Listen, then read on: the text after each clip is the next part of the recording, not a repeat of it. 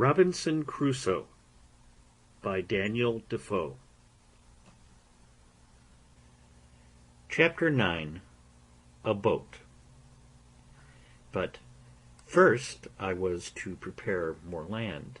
for I had now seed enough to sow above an acre of ground. Before I did this, I had a week's work at least to make me a spade, which, when it was done, was but a sorry one indeed, and very heavy, and required double labor to work with it.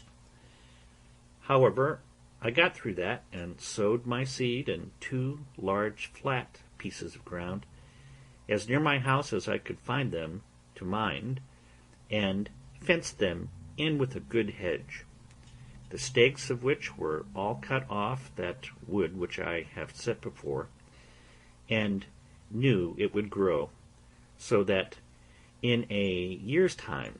I knew I should have a quick or living hedge that would want but little repair. This work did not take me up less than 3 months, because a great part of that time was the wet season, when I could not go abroad. Within doors, that is, when it rained and I could not go out, I found employment in the following occupations, always observing that all the while I was at work I diverted myself with talking to my parrot and teaching him to speak, and I quickly taught him to know his own first name, and at last to speak it out pretty loud, "Pow," which was the first word I ever heard spoken in the island by any mouth but my own. This, therefore, was not my work, but an assistance to my work, for now, as I said, I had a great employment upon my hands, as follows. I had long studied to make, by some means or other, some earthen vessels, which, indeed, I wanted sorely, but knew not where to come at them. However, considering the heat of the climate, I did not doubt but if I could find out any clay, I might make some pots that might, being dried in the sun, be hard enough and strong enough to bear handling, and to hold anything that was dry, and required to be kept so. And as this was necessary in the preparing of corn, meal, etc., which was the thing I was doing, I resolved to make some as large as I could, and fit only to stand like jars, to hold what should be put into them. It would make the reader pity me, or rather laugh at me, to tell how many awkward ways I took to raise this paste. What odd, misshapen, ugly things I made, how many of them fell in, and how many fell out, the clay not being stiff enough to bear its own weight, how many cracked by the over-violent heat of the sun, being set out too hastily, and how many fell in pieces with only removing, as well before as after they were dried, and in a word, how, after having labored hard to find the clay, to dig it, to temper it, to bring it home, and work it, I could not make above 2 large earthen ugly things, I cannot call them jars, in about 2 months' labor. However, as the sun baked these 2 very hard and dry, I lifted them very gently up, and set them down again in 2 great wicker baskets, which I had made on purpose for them, that they might not break. And as between the pot and the basket there was a little room to spare, I stuffed it full of the rice and barley straw, and these 2 pots being to stand always dry, I thought would hold my dry corn, and perhaps my meal, when the corn was bruised. Though I miscarried so much in my design for large pots, yet I made several smaller things with better success, such as little round pots, flat dishes, pitchers, and pipkins, and any things my hand turned to, and the heat of the sun baked them quite hard. But all this would not answer my end, which was to get an earthen pot to hold what was liquid, and bear the fire, which none of these could do. It happened after some time making a pretty large fire for cooking my meat. When I went to put it out after I was done with it, I found a broken piece of one of my earthenware vessels in the fire, burnt as hard as a stone and red as a tile. I was agreeably surprised to see it, and said to myself that certainly they might be made to burn whole, if they would burn broken. This set me to study how to order my fire, so as to make it burn some pots. I had no notion of a kiln, such as the potters burn in, or of glazing them with lead, though I had some lead to do it with, but I placed 3 large pipkins and 2 or 3 pots in a pile, one upon another, and placed my firewood all around it, with a great heap of embers under them. I plied the fire with fresh fuel round the outside and upon the top, till I saw the pots in the inside red hot quite through, and observed that they did not crack at all. When I saw them clear red, I let them stand in that heat about 5 or 6 hours, till I found one of them, though it did not crack, did melt or run, for the sand which was mixed with the clay melted by the violence of the heat, and would have run into glass if I had gone on. So I slacked my fire gradually till the pots began to abate of the red color,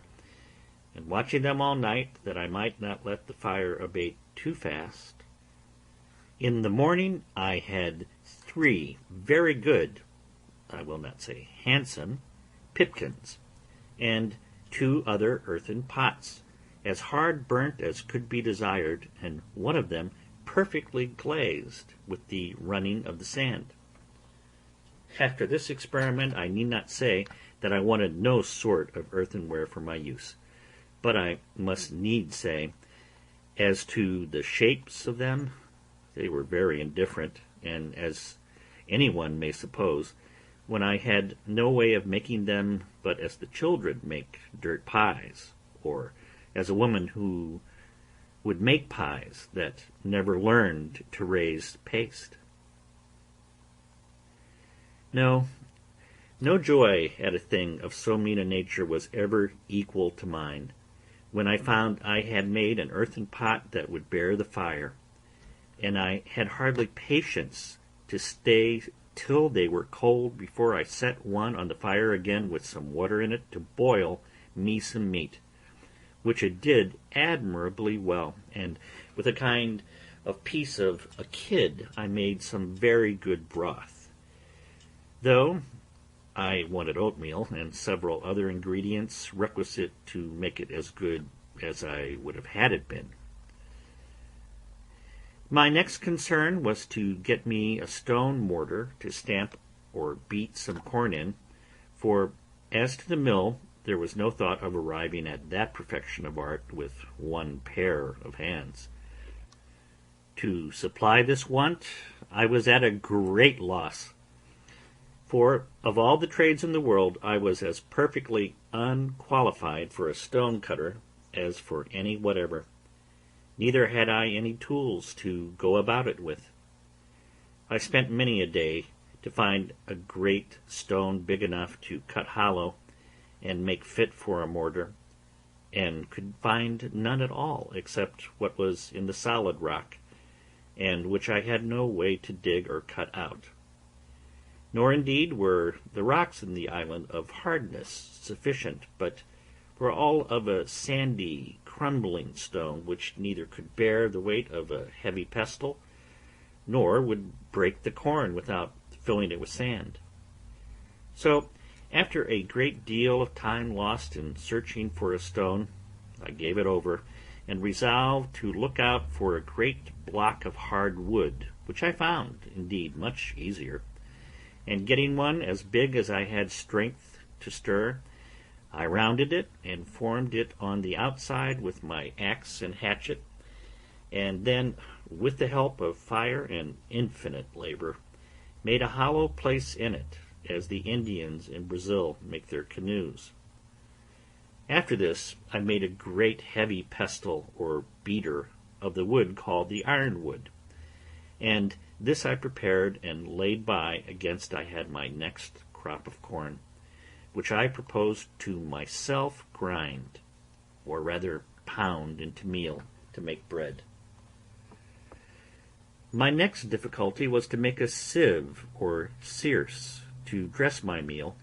and to part it from the bran and the husk, without which I did not see it possible I could have any bread. This was a most difficult thing even to look upon, for to be sure I had nothing like the necessary thing to make it. I mean fine thin canvas or stuff to searce the meal through. And here I was at a full stop for many months, nor did I really know what to do. Linen I had none left but what was mere rags. I had goat's hair, but neither knew how to weave or to spin it, and had I known how, here were no tools to work it with. All the remedy that I found was this, that at last I did remember I had among the seamen's clothes, which were saved out of the ship, some neckcloths of calico or muslin, and with some pieces of these I made 3 small sieves, proper enough for the work, and thus I made shift for some years.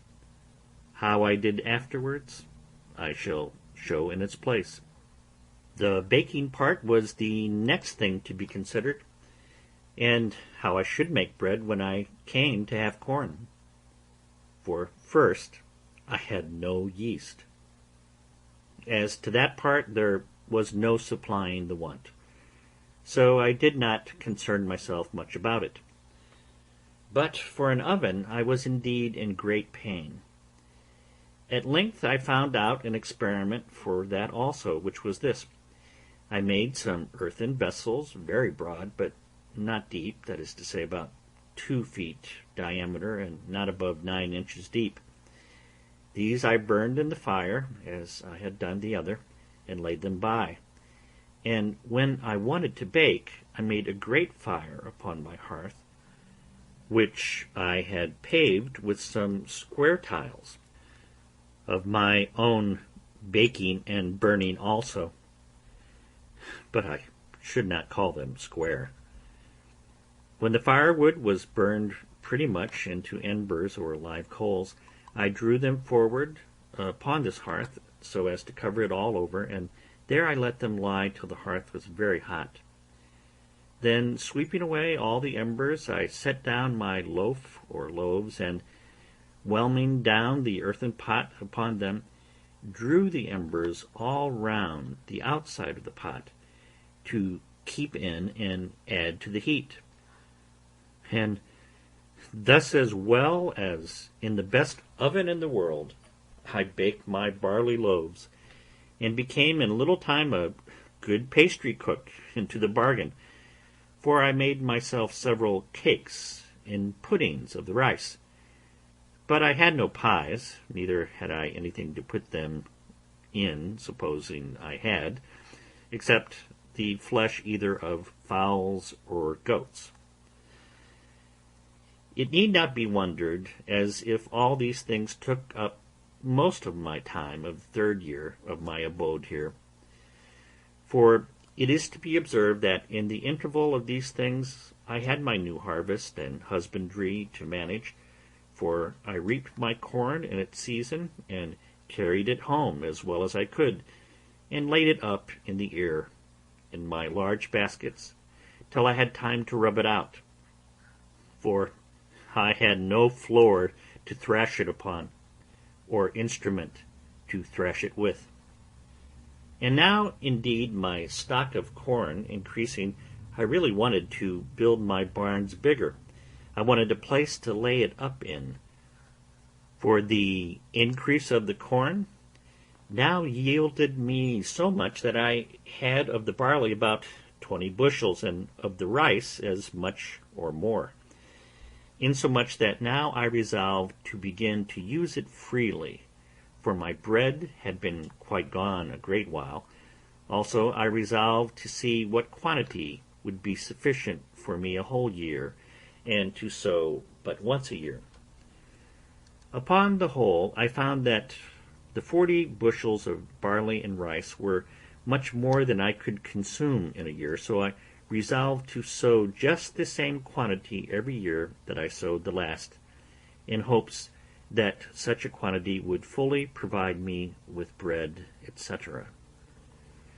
All the while these things were doing, you may be sure my thoughts ran many times upon the prospect of land which I had seen from the other side of the island, and I was not without secret wishes that I were on shore there, fancying that, seeing the mainland and an inhabited country, I might find some way or other to convey myself further, and perhaps at last find some means of escape. But all this while I made no allowance for the dangers of such an undertaking, and how I might fall into the hands of savages, and perhaps such as I might have reason to think far worse than the lions and tigers of Africa, that if I once came in their power, I should run a hazard of more than 1,000 to 1 of being killed, and perhaps of being eaten, for I had heard that the people of the Caribbean coast were cannibals or man-eaters, and I knew by the latitude that I could not be far from that shore. Then, supposing they were not cannibals, yet they might kill me, as many Europeans who had fallen into their hands had been served, even when they had been 10 or 20 together.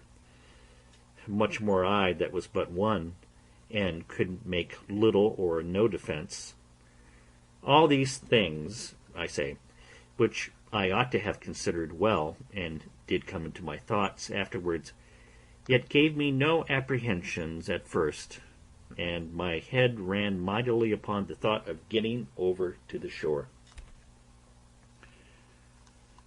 Now I wish for my boy Shuri, and the long boat with the shoulder of mutton sail, with which I had sailed above 1,000 miles on the coast of Africa. But this was in vain. Then I thought I would go and look at our ship's boat, which, as I have said, was blown up upon the shore a great way in the storm when we were first cast away. She lay almost where she did at first, but not quite, and was turned by the force of the waves and the winds almost bottom upward against a high ridge of beachy rough sand, but no water about her. If I had had hands to have refitted her and to have launched her into the water, the boat would have done well enough, and I might have gone back into the Brazils with her easily enough. Yet I might have foreseen that I could no more turn her and set her upright upon her bottom than I could remove the island. However, I went to the woods and cut levers and rollers and brought them to the boat, resolving to try what I could do, suggesting to myself that if I could turn her down, I might repair the damage she had received, and she would be a very good boat, and I might go to sea in her very easily. I spared no pains, indeed, in this bit of fruitless toil, and spent, I think, 3 or 4 weeks about it, at last finding it impossible to heave it up with my little strength. I fell to digging away the sand to undermine it, and so to make it fall down, setting pieces of wood to thrust and guide it right in the fall. But when I had done this, I was unable to stir it up again, or to get under it, much less to move it forward towards the water. So I was forced to give it over, and yet, though I gave over the hopes of the boat, my desire to venture over for the main increased rather than decreased, as the means for it seemed impossible. This at length put me upon thinking whether it was not possible to make myself a canoe or periagua, such as the natives of those climates make, even without tools, or, as I might say, without hands, of the trunk of a great tree. This I not only thought possible, but easy, and pleased myself extremely with the thoughts of making it, and with my having much more convenience for it than any of the negroes or Indians,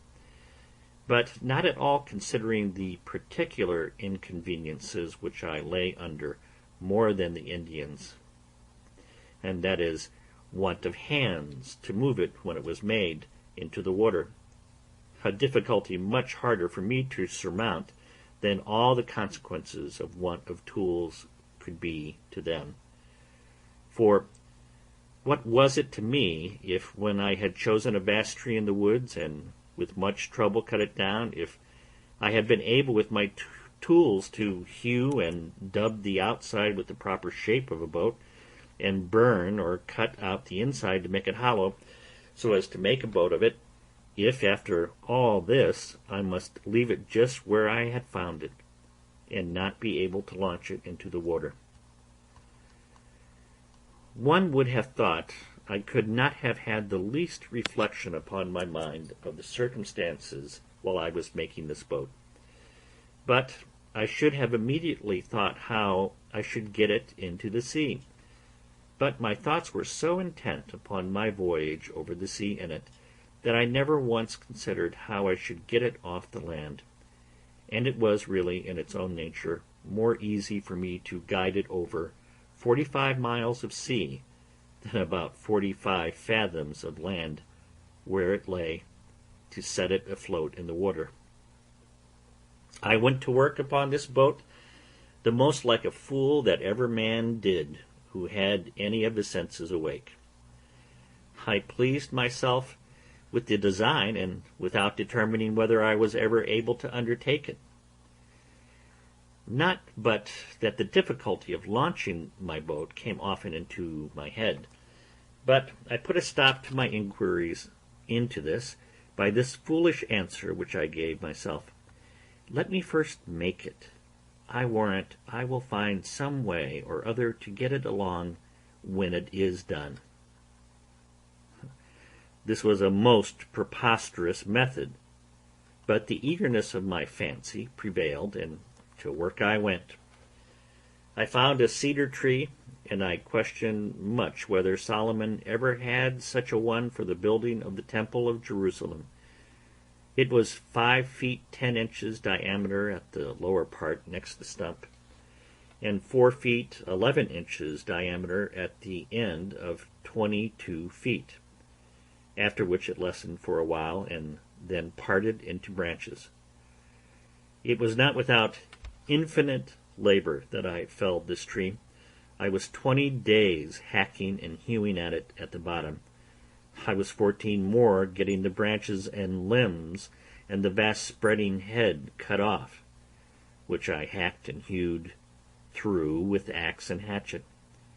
and inexpressible labor.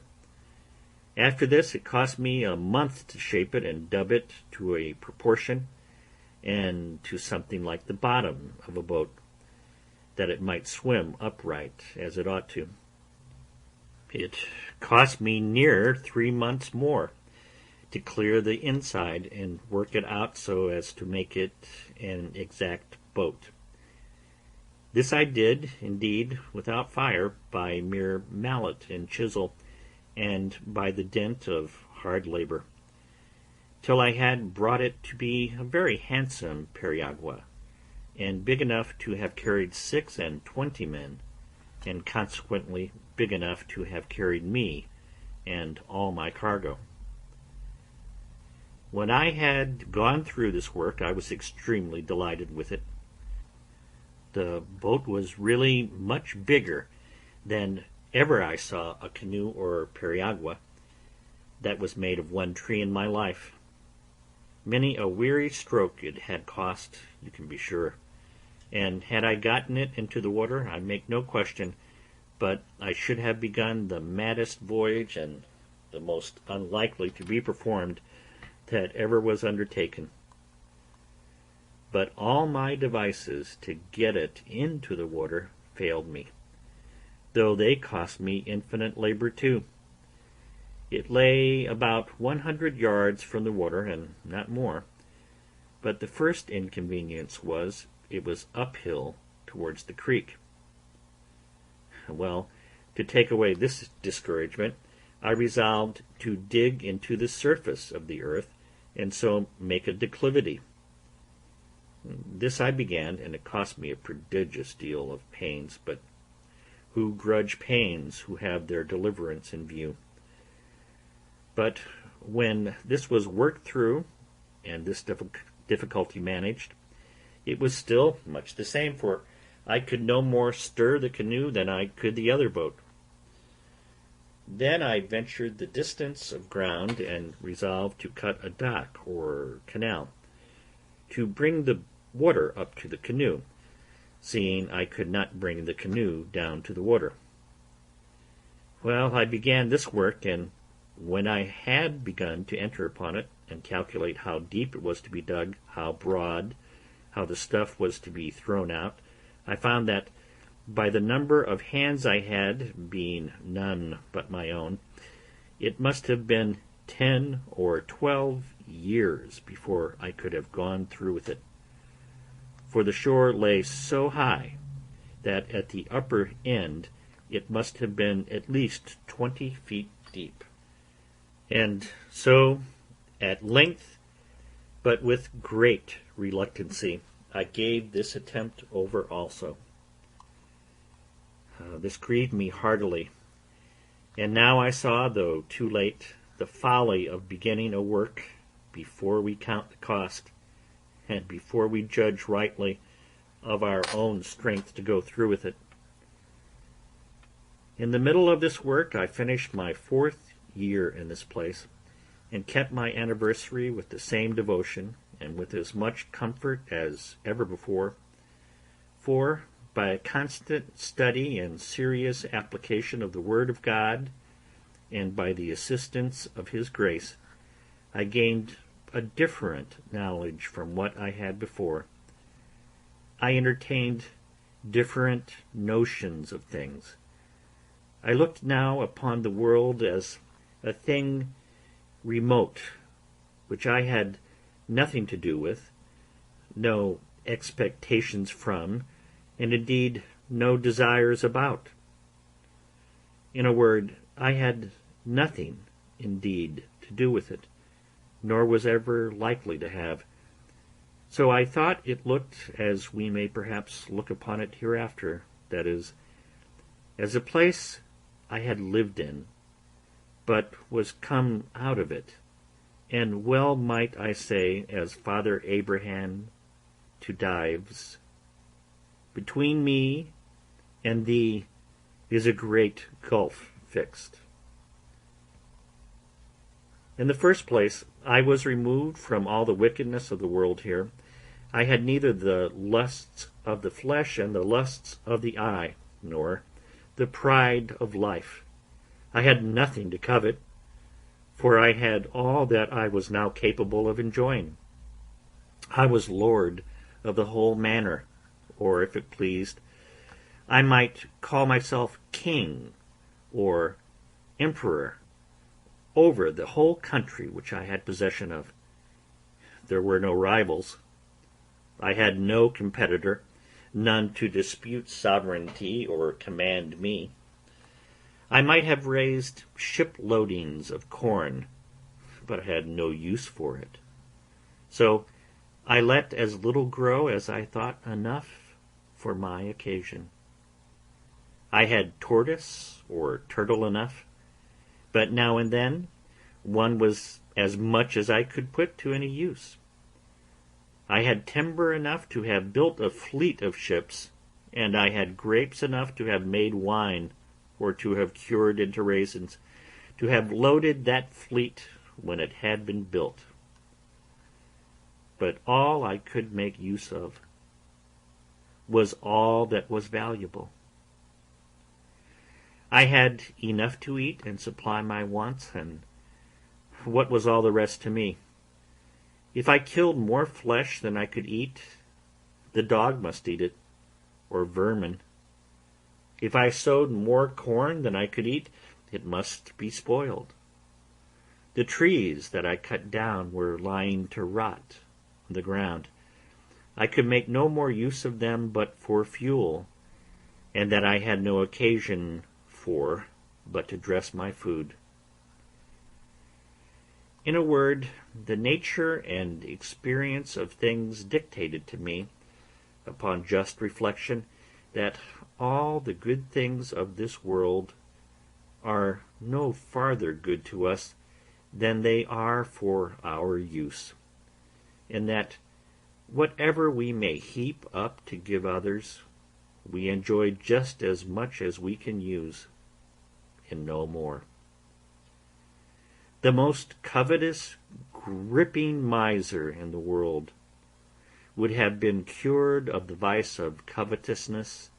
if he had been in my case. For I possessed infinitely more than I knew what to do with. I had no room for desire,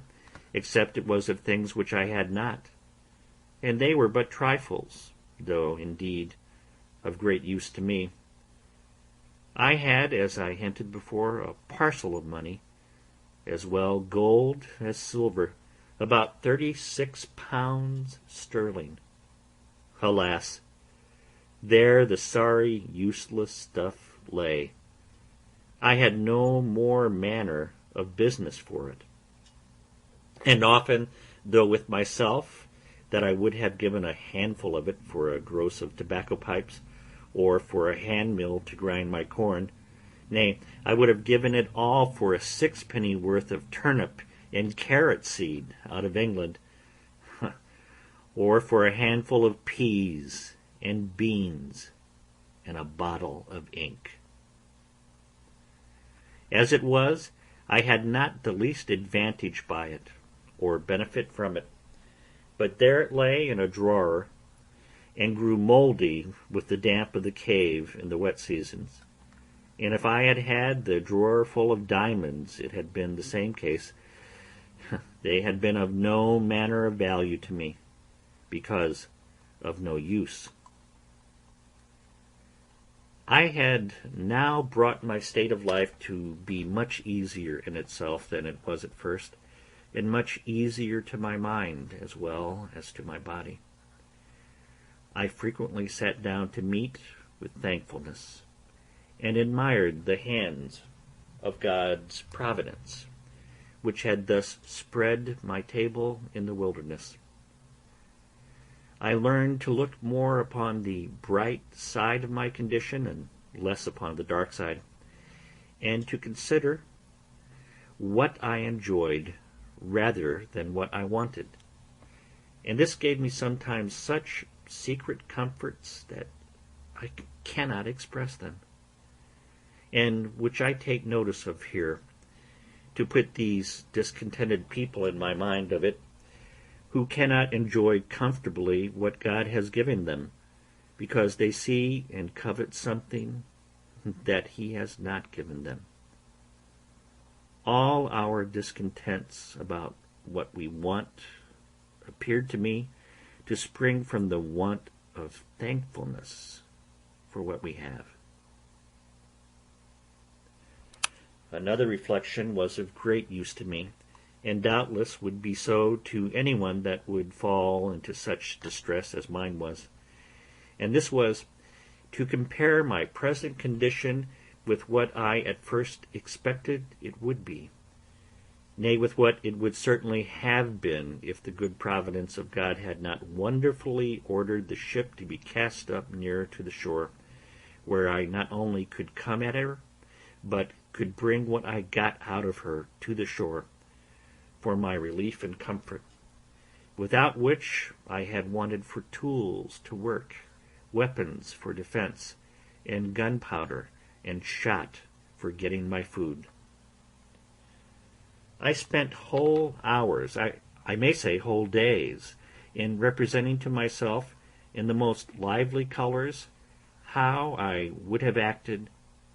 if I had got nothing out of the ship, how I could not have so much as got any food, except fish and turtles, and that as it was long before I found any of them,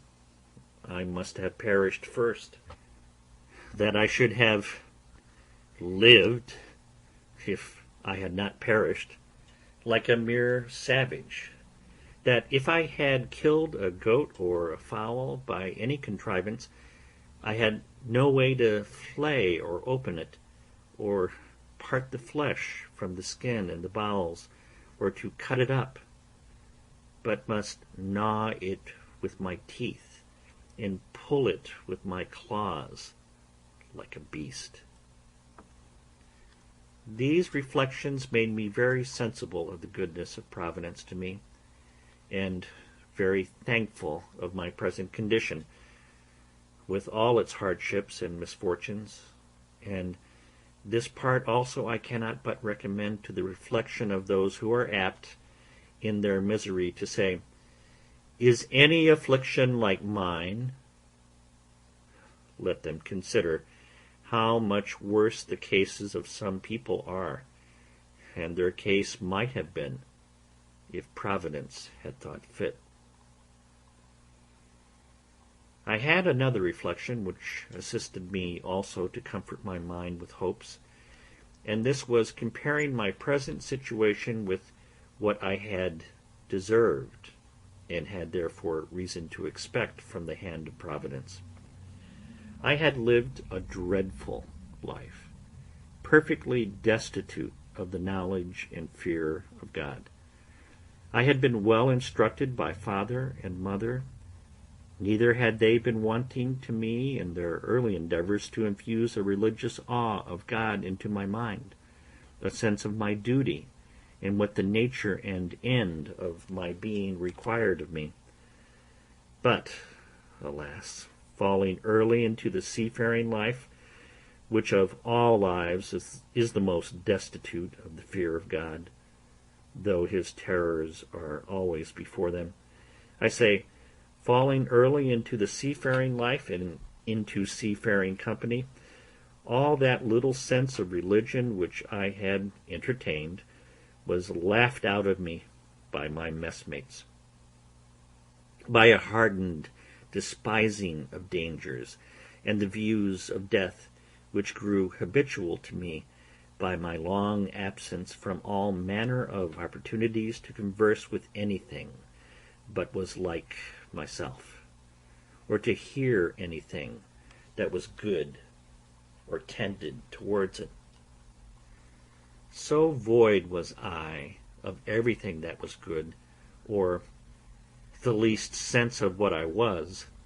or was to be, that in the greatest deliverances I enjoyed, such as my escape from Sallee, my being taken up by the Portuguese master of the ship, my being planted so well in the Brazils, my receiving the cargo from England, and the like, I never had once the words,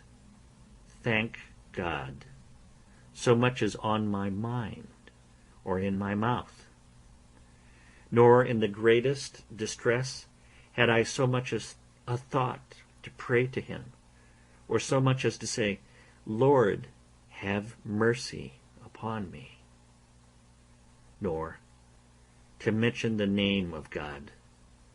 no, unless it was to swear by and blaspheme it. I had terrible reflections upon my mind for many months,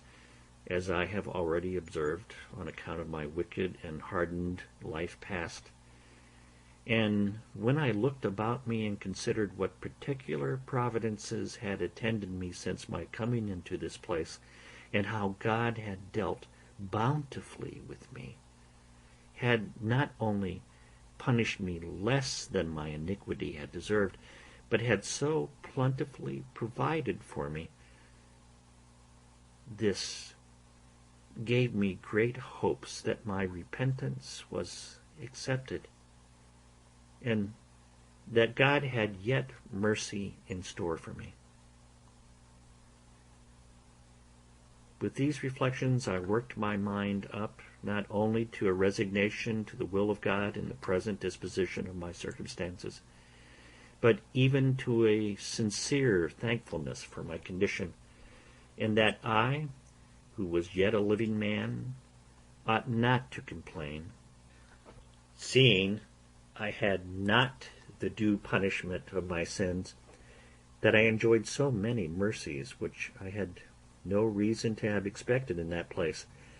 that I ought never more to repine at my condition, but to rejoice, and to give daily thanks for that daily bread, which nothing but a crowd of wonders could have brought, that I ought to consider I had been fed even by a miracle,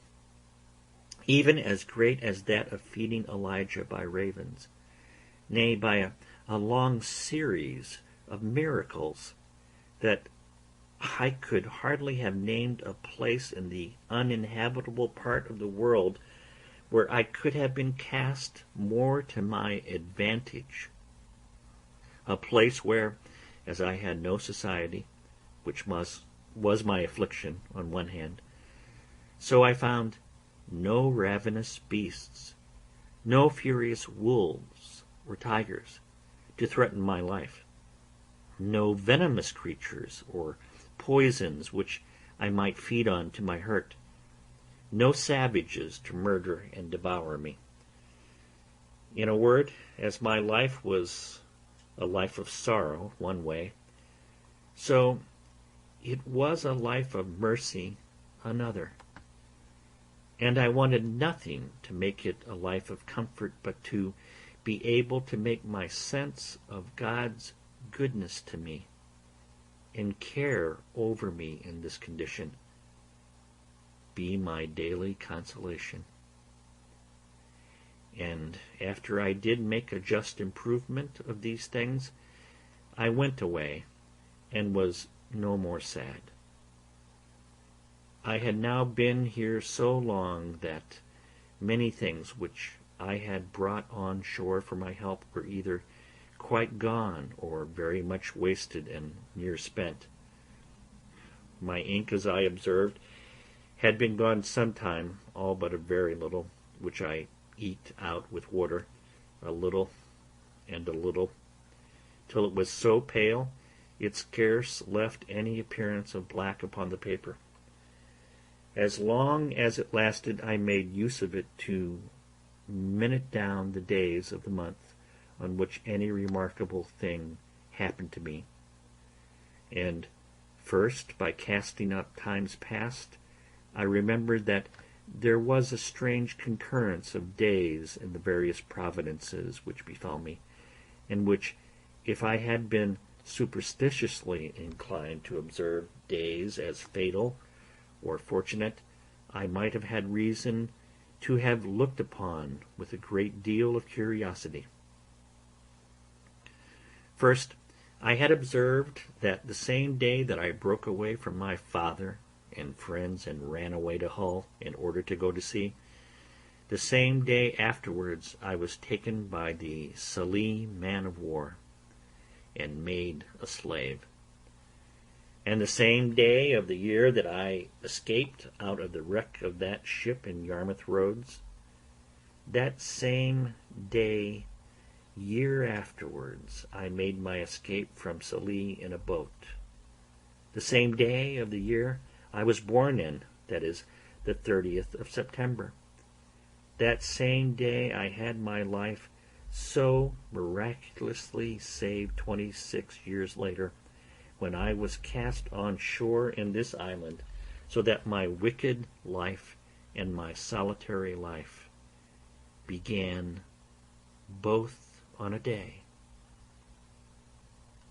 The next thing to my ink being wasted was that of my bread, I mean the biscuit which I brought out of the ship. This I had husbanded to the last degree, allowing myself but one cake of bread a day for above a year. And yet I was quite without bread for near a year before I got any corn of my own, and great reason I had to be thankful that I had any at all, the getting it being, as has been already observed, next to miraculous. My clothes, too, began to decay. As to linen, I had found none a good while, except some checkered shirts which I found in the chests of the other seamen, and which I carefully preserved, because many times I could bear no other clothes on but a shirt, and it was a very great help to me that I had, among all the men's clothes of the ship, almost 3 dozen of shirts. There were also indeed several thick watch coats of the seamen's which were left, but they were too hot to wear, and though it was true that the weather was so violently hot that there was no need of clothes, yet I could not go quite naked, no, though I had been inclined to it, which I was not, nor could I abide the thought of it, though I was alone. The reason why I could not go naked was, I could not bear the heat of the sun so well when quite naked, as with some clothes on. Nay, the very heat blistered my skin, whereas with a shirt on, the air itself made some motion, and whistling under the shirt was 2-fold cooler than without it. No more could I ever bring myself to go out in the heat of the sun without a cap on my head or a hat. The heat of the sun, beating with such violence as it does in that place, would give me the headache presently, by darting so directly on my head without a cap or hat on, so that I could not bear it. Whereas if I put on my hat, it would presently go away. Upon these views I began to consider about putting the few rags I had, which I called clothes, into some order. I had worn out all the waistcoats I had, and my business was now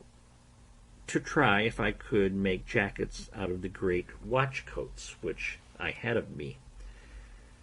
But with such other materials as I had, I set to working, tailoring, or rather indeed botching, for I made most piteous work of it. However, I made shift to make 2 or 3 new waistcoats, which I hoped would serve me a great while. As for breeches and drawers, I made but a very sorry shift indeed till afterwards. I have mentioned that I saved the skins of all the creatures that I killed, 4-footed ones, and I hung them up, stretched out with sticks in the sun, by which means some of them were so dry and so hard that they were fit for little, but others were very useful. The first thing I made of these was a great cap for my head, with the hair on the outside to shoot off the rain, and this I performed so well that after I made me a suit of clothes wholly of these skins, that is to say, a waistcoat and breeches open at the knees and both loose, for they were rather wanting to keep me cool than to keep me warm, I must not omit to acknowledge that they were wretchedly made, for if I was a bad carpenter, I was a worse tailor. However, they were such as I made very good shift with, and when I was out, if it happened to rain, the hair of my waistcoat and cap being outermost, I was kept very dry. After this I spent a great deal of time and pains to make an umbrella. I was indeed in great want of one, and had a great mind to make one. I had seen them made in the Brazils, where they are very useful in the great heats there, and I felt the heats every jot as great here, and greater too, being near the equinox. Besides, as I was obliged to be much abroad, it was a most useful thing to me, as well for the rains as the heats. I took a world of pains with it, and was a great while before I could make anything likely to hold. Nay, after I had thought I had hit my way, I spoiled 2 or 3 before I made one to my mind. but at last I made one that answered indifferently well. The main difficulty I found was to make it let down. I could make it spread, but if I did not let down to and draw in, it was not portable for me anyway, but just over my head, which would not do. However, at last, as I said, I made one to answer and covered it with skins, the hair upwards so that it cast off the rain like a penthouse, and kept off the sun so effectually that I could walk out in the hottest of the weather with greater advantage than I could before in the coolest, and when I had no need of it, could close it and carry it under my arm. Thus I lived mighty comfortably, my mind being entirely composed by resigning itself to the will of God, and throwing myself wholly under the disposal of His providence. This made my life better than sociable, for when I began to regret the want of conversation, I would ask myself whether, thus conversing mutually with my own thoughts, and, as I hope I may say, with even God Himself, by ejaculations was not better than the most enjoyment of human society in the world. End of chapter 9.